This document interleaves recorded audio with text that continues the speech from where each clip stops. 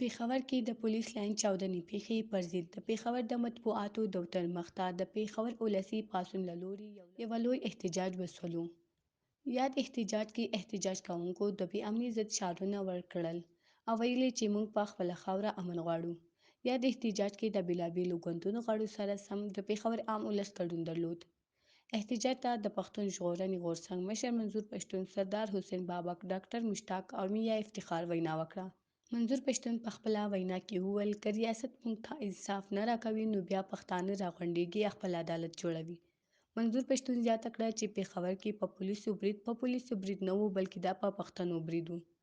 هغه ویل چې دا غمیزه یوازې د غمجنو کورنیو نه ده بلکې دا د ټولو پښتنو شریک غم ده. منظور پښتون وویل چې روان جنګ د اسلام نه بلکې له پښتنو سره جنګ ده.